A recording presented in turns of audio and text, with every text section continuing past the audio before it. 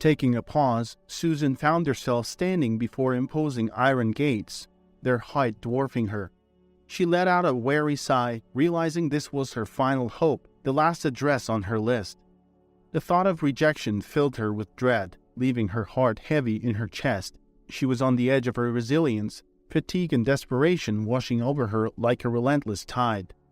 Securing a job was becoming a matter of survival for her. The clock was ticking, and if she didn't find employment soon, her only option would be to resort to borrowing money.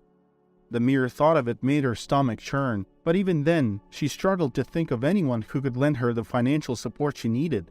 Her mind was a blank canvas, devoid of any names or faces that could potentially offer help in this trying time. Summoning her remaining courage, Susan reached out to press the doorbell button, simultaneously pulling up her hoodie in an attempt to shield herself from the world. To her surprise, the gates began to creak open, initiating movement without a single word exchanged or question asked about her intent. As the towering iron gates gradually parted, they revealed the stern face of a man, cloaked in the solemnity of a suit. His features were weathered, with a gloominess that seemed to match Susan's own desolation. A closer look confirmed her suspicion. He was a security guard. His presence, though initially startling, was part of the intimidating exterior of this final address on her list. With a gruff voice, the man asked, "What do you want?" Summoning a small, nervous smile, Susan replied, "I'm here regarding the job advertisement for the housemaid position. Is this the correct address?" Without saying anything, the man turned away, muttering something into his walkie-talkie. After a moment, he swiveled back towards her, his stern features softening slightly. "Please, come in. I'll lead the way," he said, gesturing towards the open gates. Stepping past the threshold, Susan found herself in a vast and elegant yard. She could sense the grandeur surrounding her, but out of respect, she refrained from openly admiring the decor. Instead, she kept her head low, her gaze fixed on the ground. Once the gates had rumbled shut, the man started walking, and Susan trailed behind him, maintaining a respectful distance. Despite the opulence around her, Susan's anxiety kept her focused on the task at hand, securing the job. "Mr. Baker, the young lady's here for the housemaid position," the security guard announced, indicating Susan. The house owner, a man with a crown of gray hair, glanced up from his pile of papers. "Thanks, Brian." With a nod, the guard left the room, leaving Susan alone with Mr. Baker. Slowly, she removed her hood, revealing her face fully to the house owner. His relatively youthful appearance sparked a pang of disappointment within her. He wasn't very old, so it was likely she would face rejection here as well. Her belief was based on her experience. Younger homeowners typically favored more mature housemates, which could explain her previous rejections. As Mr. Baker's eyebrows arched in surprise, Susan sighed, a sound laced with deep-rooted despair. "I apologize for my surprise," Mr. Baker began. "But are you certain you want to work as a housemaid? You don't strike me as someone who fits this role. Pretty girls like you are usually seen in high heels strutting down catwalks, not scrubbing floors." "Yes, I am certain about my decision to work as a housemaid. My appearance doesn't define my work capabilities. Besides, I'm over 40 now, so the catwalk isn't really an option for me," Susan defended her position. Andrew contemplated her words, his fingers drumming rhythmically on the table before finally responding. "Well, all right, please take a seat." With cautious grace, Susan lowered herself into the offered chair. Andrew scrutinized her, a thoughtful look in his eyes. "So, I'm guessing you don't have much experience in this line of work, do you?" Admitting the truth, Susan nodded. "Yes, this would be my first job as a housemaid, but I assure you I'm a quick learner." Andrew looked at her seemingly puzzled. "I don't doubt that, considering your educational background, but I can't help but ask. You're attractive, well-educated. Why do you want to work as a housemaid?" At this question, a wry smirk spread across Susan's face. She felt she had nothing left to lose. After all, this was her last resort. "You're right. Once upon a time, my life looked completely different. I had a loving husband, a fulfilling job, a car, and a place I proudly called home. But what I didn't know was that my husband had a hidden vice. He was a compulsive gambler. His dangerous addiction led to his murder. And soon after, the people he owed large sums of money to came knocking on my door. In an attempt to pay off his debts, I sold everything, the apartment, the cars. But when I reached out to friends and colleagues for support, I found myself alone. Everyone turned their backs on me. Susan paused for a moment to gather her thoughts before she continued. I came to understand that the world I thought I knew was nothing more than an illusion. The truth of life is something else entirely. This realization served as a sort of system reboot for me. Now, I see no purpose in chasing after lofty aspirations. My focus is simple. Earn my keep, ensure I have food on the table. That's all that matters to me now. That's quite an uncommon tale, Andrew commented, his brow creased in thought. Could it be depression?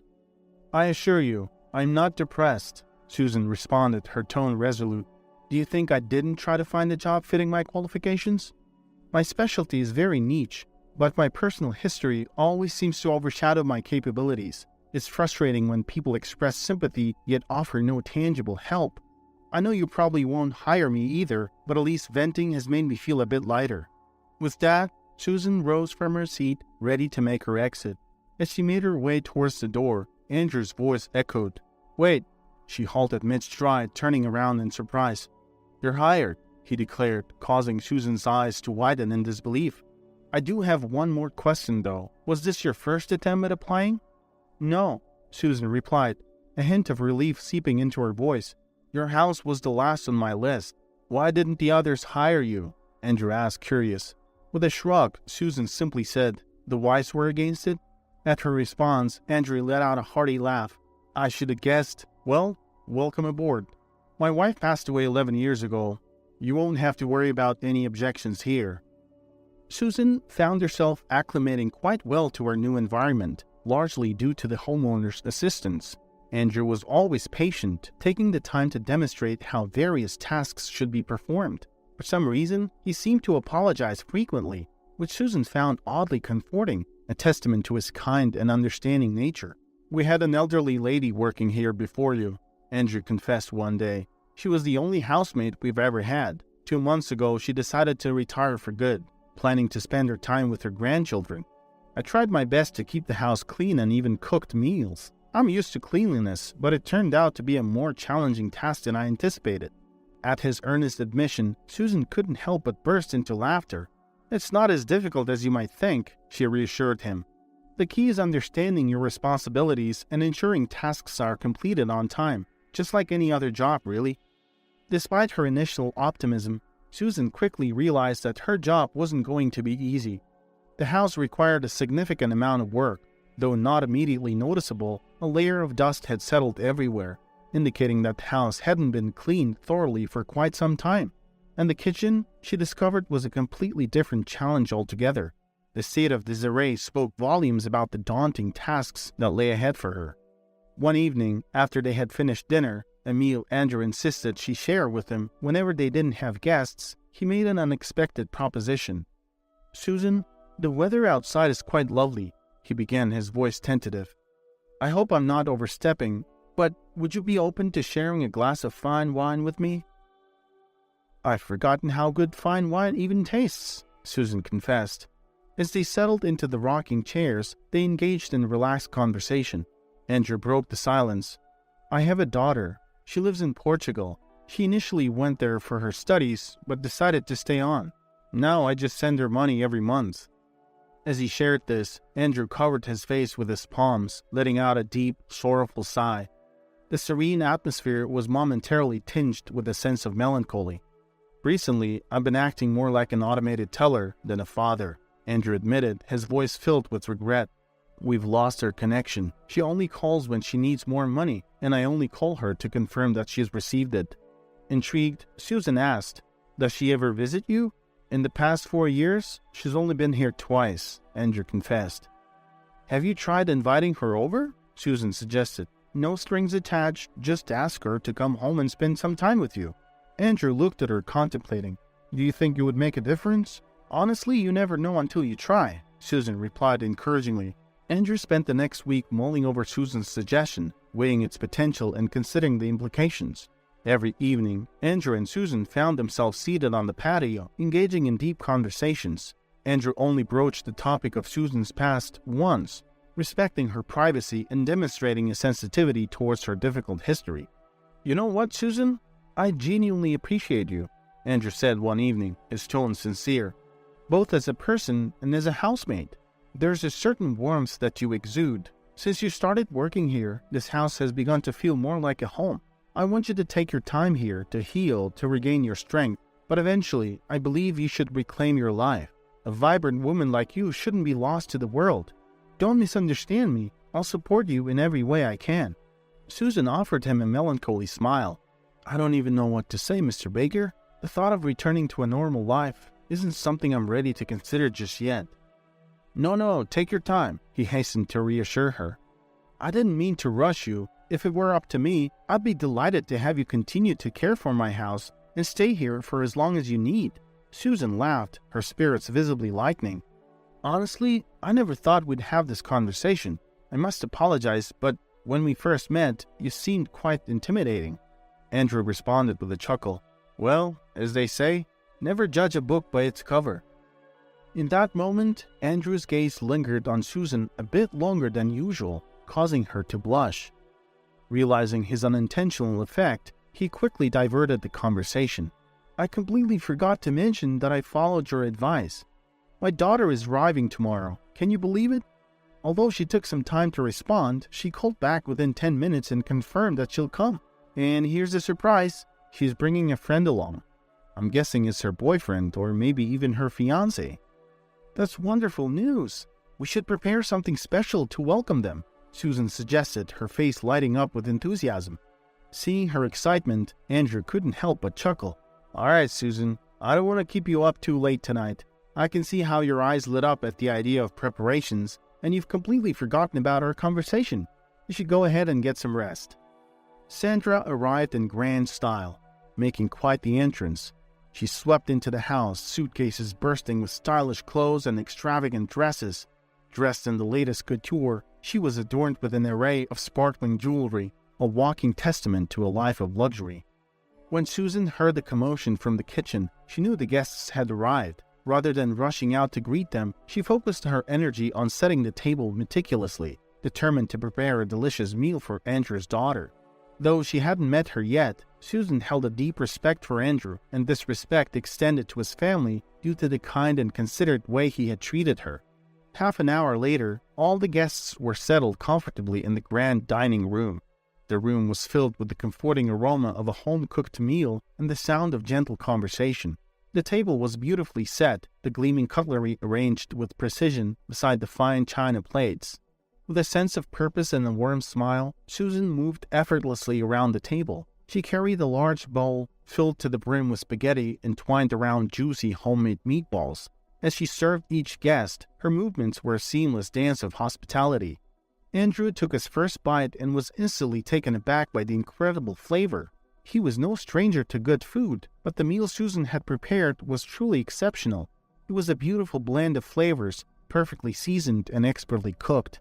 He could hardly contain his delight as he savored every bite, each one a testament to Susan's culinary prowess. Sandra, however, was a different story. Despite the delectable flavors of the meal, she made no overt show of appreciation. She maintained a neutral expression, her face revealing little of what she thought about the food. Her demeanor was controlled, offering no clue to the others about her feelings towards the meal. Sandra, much like her father, was a person of substantial presence. Her physical stature was striking, and she carried herself with a certain confidence that was reminiscent of Andrew. Moreover, there were many traits she shared with her father, from the way she held herself to certain mannerisms and expressions. It was clear that despite the distance between them, father and daughter shared a strong familial resemblance. The man accompanying Sandra presented a stark contrast to her youthful exuberance. He had a pointed nose and a demeanor that suggested a certain world-weariness. His features and aura hinted at an age difference of at least 15 years between him and Sandra. His eyes held a maturity and experience that stood out next to Sandra's youthful energy. Andrew's gaze rested on the man, his expression revealing a hint of surprise and puzzlement. The age difference and his daughter's choice of companion seemed to take him aback. Regardless, he made an effort to mask his astonishment and welcomed the man with a polite, albeit slightly strained smile. "So, Stefan, what line of work are you in?" Andrew inquired, addressing Sandra's companion directly. Caught off guard by her father's straightforward question, Sandra intervened. "Dad, Perhaps you could first ask him about the flight or his impressions of our country? Why the rush to know about his profession?" Her tone hinted at her discomfort with the directness of Andrew's query, indicating a desire for a more gradual and less intrusive line of questioning. Stefan took a moment to finish chewing his food, allowing a calm smile to grace his face. "That's all right, my dear. Let me answer your father," he said, his tone composed. Taking a sip of wine to gather his thoughts, Stefan paused briefly before speaking, his voice measured and confident. He chose his words carefully, mindful of the importance of the moment.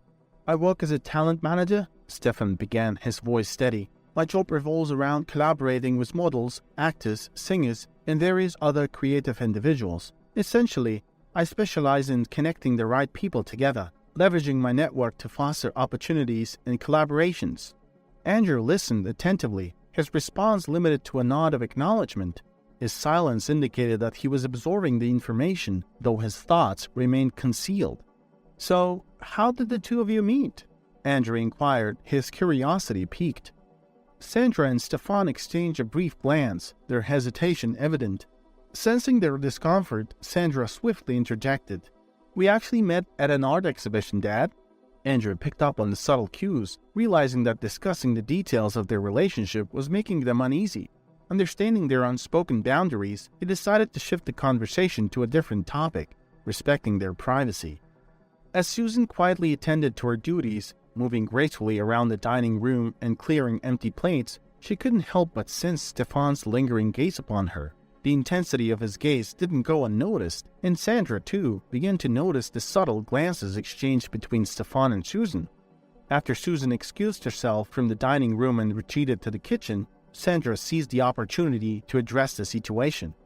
Sandra's curiosity got the best of her, and she directed her question to her father. "Dad, who is that lady? Is she your new servant?" Andrew shook his head gently.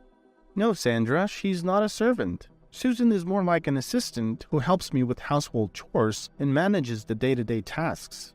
Just as Susan re-entered the room carrying a delectable dessert, Andrew took the opportunity to introduce her to the guests. His voice carried a touch of pride as he said, "Everyone, I'd like you to meet Susan. She possesses both skillful fingers and a bright mind, making her an invaluable member of our household." Andrew beamed at Susan, expressing his appreciation for her presence. Sandra's smirk widened as she continued to make her pointed remarks. "If she's truly so skillful and bright, why is she serving tables instead of being at home with her husband and family? Or perhaps she's attempting to become a part of our family?"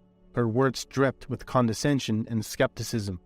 Andrew, maintaining his composure, calmly wiped his mouth with a napkin and took a deliberate moment to finish chewing. It was evident that he was making conscious effort to restrain himself from responding harshly to Sandra's comments. With a composed tone, he finally spoke, directing his words to his daughter. "Sandra, it's important to show some manners and respect for others." His voice carried a quiet authority, and he chose not to single out anyone in particular. Feeling the tension escalate, Susan instinctively retreated to the safety of the kitchen, seeking solace in the familiarity of her tasks. From a distance, she observed the dissatisfied expression on Sandra's face as she glared at her boyfriend. Sandra addressed him sharply. "And you? What are you drooling at?" In response, the guy mumbled something inaudible, his discomfort apparent. He abruptly rose from the table and made a swift exit from the room. Sandra hurried after him, calling out, "Stefan? Stefan, wait!" Their voices drifted into the distance as they engaged in a heated argument. Minutes later, the intensity of their voices subsided, replaced by a quieted tone. The kitchen stood silent, leaving Susan with her thoughts as she continued to attend to her duties, uncertain about the unfolding dynamics between Sandra and Stefan. Andrew's gaze turned towards Susan, a hint of concern in his eyes. "I apologize for her behavior. I don't know what's come over her. She wasn't like this before." Susan responded, her voice carrying understanding. "Well, when a woman is feeling jealous, it can bring out emotions and reactions that may seem out of character. I can understand it." Andrew's brow furrowed with confusion. "Jealous? Do you think she's jealous of Stefan?" Susan nodded gently. "It seems evident to me that she has developed feelings for him and perhaps cares more deeply than he does." Andrew sighed, contemplating the complexity of the situation. After clearing the table, doing the dishes, and completing her tasks, Susan took a moment for herself. She prepared a hot cup of tea and ventured out to the peaceful solitude of the patio. Susan recognized that with Sandra's presence, her opportunities for meaningful conversation with Andrew would be limited. Rather than dwelling on it, she chose to embrace the moment of solitude and find solace in the serene surroundings. As Susan prepared to leave the patio, cup in hand and blanket draped over her arm, she hesitated upon hearing her name being mentioned in the conversation between Andrew and Sandra. "Dad, get rid of her immediately." Susan's heart sank as she overheard Sandra's demanding and harsh words. She could sense the tension in the air and the gravity of the situation unfolding inside the study. Andrew's voice, tinged with confusion and concern, responded, "Sandra, sweetheart, what are you talking about? Why do you want me to fire her?" Sandra's tone grew more insistent, laced with frustration. "I said fire her now. I don't want her around here anymore." Susan's grip tightened on her cup, her mind racing with a mix of emotions. She hadn't anticipated such animosity from Sandra, and the abrupt demand left her feeling vulnerable and uncertain about her place in the household. Andrew's silence was palpable, a tangible weight hanging in the air as he processed Sandra's demand. He approached the chair, slowly lowering himself into it and taking a deep breath to collect his thoughts.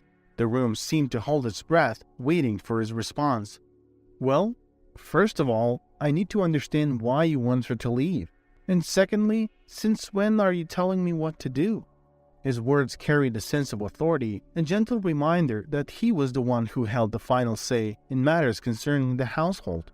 Andrew's tone was not confrontational, but rather conveyed a desire for understanding and open dialogue, hoping to reach a resolution that would satisfy both parties involved.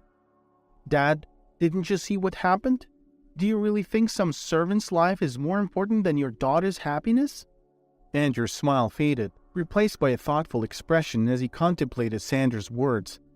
After a brief pause, he responded, his voice calm but firm. "What does Susan have to do with your happiness?" Sandra let out an exasperated sigh. "Oh my God, Dad, didn't you notice how Stefan is looking at her?" Andrew maintained his composure, taking a moment to collect his thoughts before replying. "If Stefan's attention is on Susan, then he's not truly devoted to you. A man who genuinely loves his partner won't seek out the company or attention of other women. And besides, couldn't you have found someone younger and more suitable for you?" His words carried a hint of both concern and fatherly guidance, aiming to offer perspective and remind Sandra of her own worth. Andrew was determined to protect his daughter's happiness, even if it meant addressing uncomfortable truths. Sandra's accusations grew more intense, her frustration evident as she continued to confront her father. "How can you defend her like that, Dad? Your assistant is purposely flirting with him." Andrew's patience began to wear thin as he thought to address the situation. "All right, enough with the servant label, Sandra." Sandra persisted, insisting she knew Susan's intentions. "I can even see what she's thinking. If she can't have you, she'll settle for Stefan." Andrew's voice held a tone of exasperation as he responded, "Sandra, stop this nonsense. It's baseless." Sandra, undeterred, pressed her demand once again. "So, are you going to fire her or not?" Andrew's reply was resolute. "No, I'm not going to fire her. If Stefan can't remain faithful, then perhaps you need to reflect on whether you truly want someone like that." Sandra's tone softened, revealing her underlying motives. "Dad, you don't understand. Stefan is not just someone I love. He's helping me achieve what I want in Portugal. I don't want to come back to this country. I'm sick of it." Andrew's wariness was evident in his response. "Sandra, that's enough. It's time for you to go to bed before this escalates into a full-blown argument. We can discuss this further when emotions have settled." Susan's senses heightened as she heard the door slam shut, sending a chill down her spine. A wave of caution washed over her, reminding her of the need to tread carefully around Sandra. As she made her way towards her room, she unexpectedly came to face with Sandra, who greeted her with a wide smile. "Susan, could you please get me a drink? A cup of hot tea would be perfect. I always enjoy a cup of tea before bed," Sandra requested. Susan hesitated for a moment, her eyes flickering towards the door of her own bedroom. She nodded in acquiescence, responding, "Certainly, I'll have it ready for you in 10 minutes. True to her word, Susan prepared a cup of tea for Sandra and then retreated to her own bedroom. However, upon returning, Susan experienced a moment of uncertainty. She typically kept her door closed at all times. But now, in that moment, she couldn't recall if she had left it open or if it had been open before. Glancing around the room, Susan found everything in its rightful place, yet a lingering unease remained. Recognizing the peculiarity of the day, she shrugged off her concerns and settled into bed, ready to let the strange events of the day fade away in the embrace of sleep. Susan harbored no anger towards Sandra, recognizing her youthful nature and understanding the complexities of relationships. However, Susan's empathy extended beyond mere understanding. It stemmed from her own personal experiences. As an attractive woman, Susan had often faced challenges due to her external appearance. While others might have envied her, for Susan, it had been a source of insecurity. During her youth, Susan had encountered situations where people were more interested in her physical beauty than in her ideas and thoughts. This constant objectification had caused her frustration and hurt, as she longed for deeper connections and genuine understanding. She recognized that Sandra's actions and judgments were not solely rooted in malice, but were rather influenced by her own insecurities and experiences. Susan tossed and turned in bed, her mind racing with a flurry of thoughts that refused to subside. Sleep eluded her as the weight of the day's events and the swirling emotions within her kept her mind in a state of restlessness. Frustrated by her inability to find rest, she finally decided to seek solace in the cool night air. Quietly slipping out onto the patio, Susan breathed in a crisp night breeze, hoping that the gentle touch of the wind on her face would help calm her restless thoughts. The moon cast a soft glow, illuminating the surroundings and providing a serene backdrop for her contemplation. With each breath, Susan allowed the fresh air to wash away the heaviness in her chest, finding a sense of peace and clarity in the stillness of the night. As Susan prepared to retreat back to her bedroom, she caught a glimpse of a faint beam of flashlight emanating from Andrew's study. She questioned the need for a flashlight instead of simply switching on the lights. Aware that Andrew himself was not the one using it, Susan's instincts urged her to investigate further. With cautious steps, she made her way back inside the house, navigating the dark hallway with a sense of intrigue mingled with caution. The hallway remained dimly lit, providing enough cover for Susan to observe without being noticed.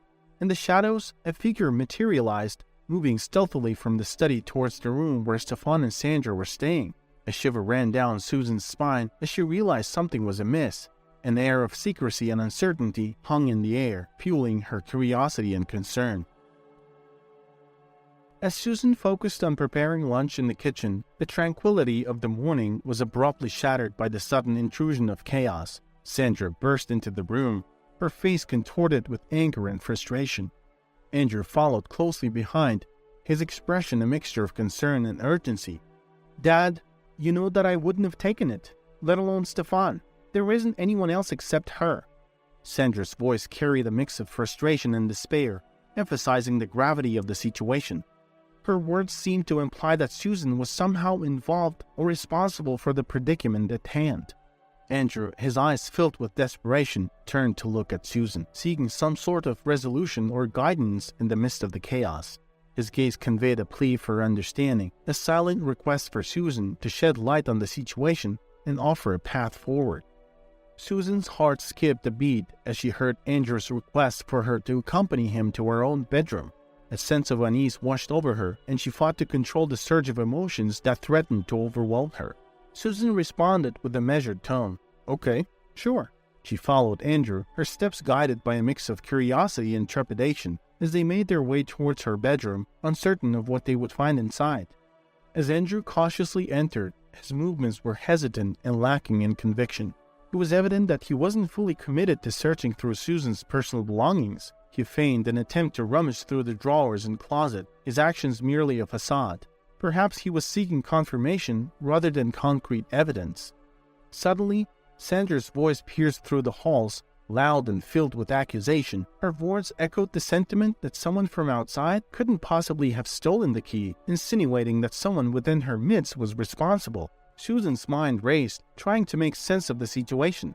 Her heart ached as the accusation indirectly targeted her. As Sandra entered Susan's room, a wave of contempt laced her voice as she addressed her father.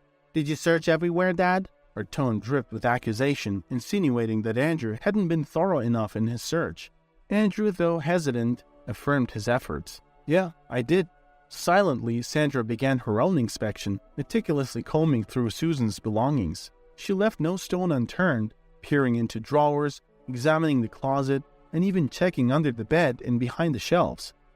Then, Sandra's attention was drawn to Susan's purse, perched on a stand in the middle of the room. She pointed towards it, her voice filled with curiosity and accusation. "What's in that?" she questioned, her finger directed at Susan's purse. Susan, caught off guard by the sudden scrutiny, shrugged her shoulders. "They're my things? Like a makeup kit? My phone?" "There are a lot of things," she responded, her voice tinged with confusion. Sandra stepped forward, her gaze unwavering as she picked up the purse. With deliberate actions, she opened it, causing its contents to spill on the table. Among the items that fell out was a key.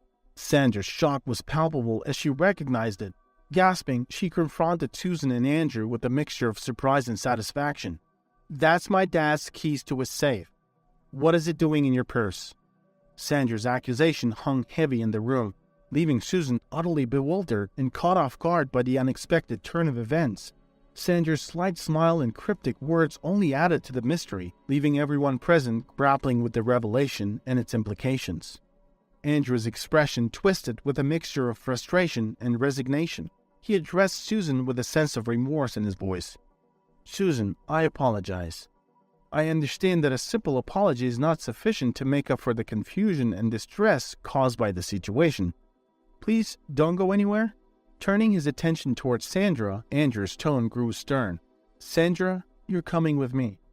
Sandra, seemingly incredulous, protested vehemently. "Dad, what are you talking about? Why are you apologizing to the thief? I told you she manipulated you, got you obsessed with her, all to carry out her plans."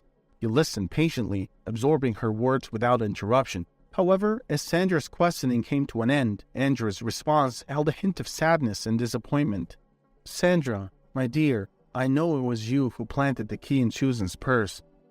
I cannot explain how I know, but the truth has become clear to me." Sandra's face fell, a mixture of shock, guilt, and shame washing over her features. The weight of her actions bore down upon her, leaving her feeling lost and exposed. She had never anticipated that her father would uncover her deceit, and the realization now consumed her with a deep sense of shame. "Despite everything, please understand that my love for you is unwavering. I would do anything to make you happy." He paused, steeling himself for the difficult revelation he was about to make. His voice, though tinged with sadness, remained steady. "There is something else I need to share with you, and I understand that it won't be easy for you to hear." Andrew's gaze locked with Sandra's, conveying both love and the weight of a difficult truth that was about to be revealed.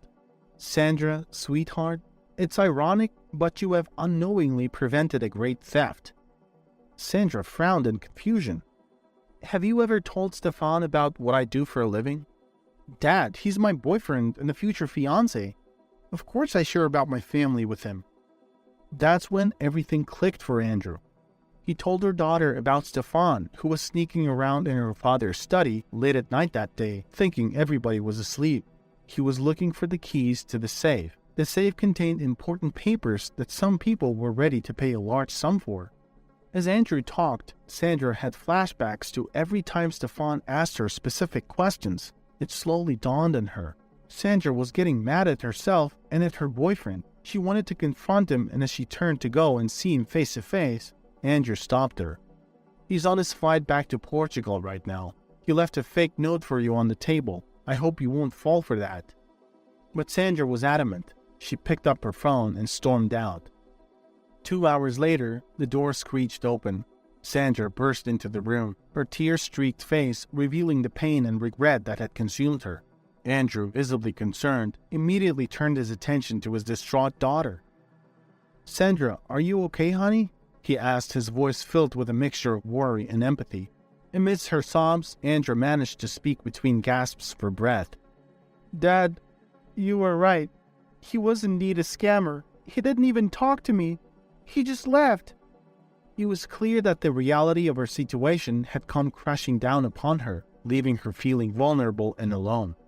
"Hey, it's okay, baby girl," Andrew hugged and comforted his daughter. "If it wasn't for Susan, who saw everything and informed me on time, I don't know if you'd ever find out the truth about him." Sandra turned to Susan, her eyes filled with remorse. "I'm really sorry." Susan's smile was genuine, her forgiveness immediate. How could she hold on to any grudges when Andrew's hand was subtly squeezing hers, a silent gesture of support and unity? In that moment, Susan realized the power of compassion and the strength that could be found in forgiveness. She reached out her other hand to gently touch Sandra's arm. "It's okay, Sandra," Susan said, her voice filled with warmth and understanding. "We all make mistakes. What matters now is that you've learned from this experience. We're here for you." Andrew's reassuring presence, coupled with Susan's forgiving nature, created a sense of solace and unity within the room. As Sandra's tears continued to flow, a glimmer of hope emerged amidst the pain as the family started the process of healing and rebuilding their bonds.